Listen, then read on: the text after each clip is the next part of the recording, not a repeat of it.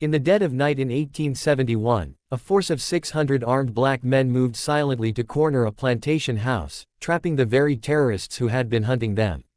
What happened when those doors broke open was so explosive, it was systematically deleted from our history books for over a century. The American Civil War was over. 4 million people were now free by law, but lived in a world where their former masters refused to accept that reality. White supremacists, desperate to maintain control, created a shadow army, the Ku Klux Klan. Their campaign of fear was simple and brutal. They attacked under the cover of darkness, targeting anyone who dared to vote, own land, or speak up. Local law enforcement turned a blind eye. The courts offered no justice. For countless communities, it seemed there was no defense. But what the textbooks leave out is that black Americans were not waiting for a savior, they were building an army of their own.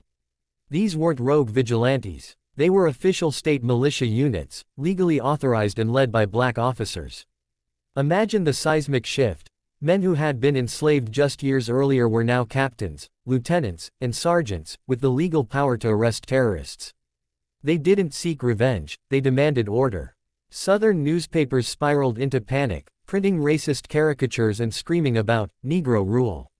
Former Confederate officers warned of chaos. But the truth was far more disciplined.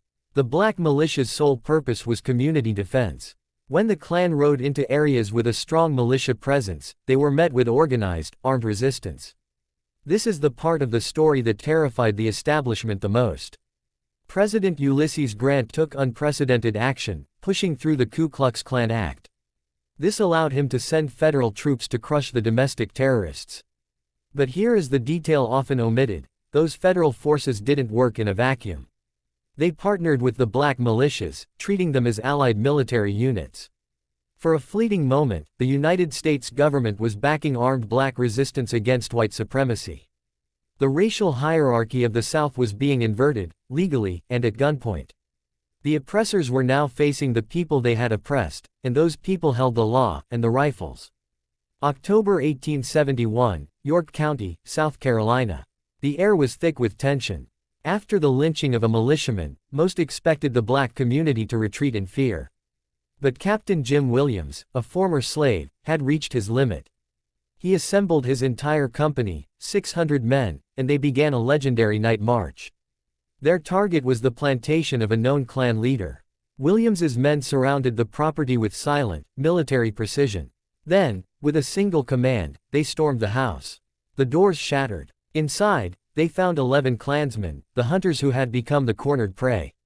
Not a single shot was fired, but a message was delivered. The raid was a stunning success. 11 terrorists were arrested and handed over to federal authorities. Word of this victory spread like wildfire. In its wake, other black militia captains launched their own operations. In some counties, Klan violence plummeted by over 90%. The proof was undeniable. When they had the means to defend themselves, they could stop the terror. Hundreds of Klansmen were arrested and faced federal trials. Black militiamen took the stand as witnesses, shattering the Klan's myth of invincibility. The original KKK was on the brink of total collapse in South Carolina. It was a triumph of organized, legal self-defense. So why have you never heard this story? Because the sight of armed, organized black men wielding legal authority made too many people in the North uneasy. Political support vanished. Federal troops were pulled out. The Redeemer government seized power and immediately dismantled the black militias, disarming them and arresting their leaders on false charges. The lesson was brutally clear: effective black self-defense would not be tolerated. Captain Jim Williams, the hero of that October night, was murdered by white supremacists in 1872. His killers never saw a courtroom. And then came the final, lasting injustice, the erasure. Historians scrubbed the record clean. Textbooks claimed Reconstruction failed due to black incompetence, never mentioning the disciplined militias that had actually brought order. The narrative was twisted into one of passive victims awaiting white salvation.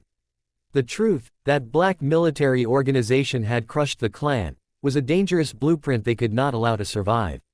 The Klan of the 1860s was not simply abandoned, it was defeated on the ground. It only resurfaced decades later, once laws had systematically ensured black communities were disarmed and disorganized.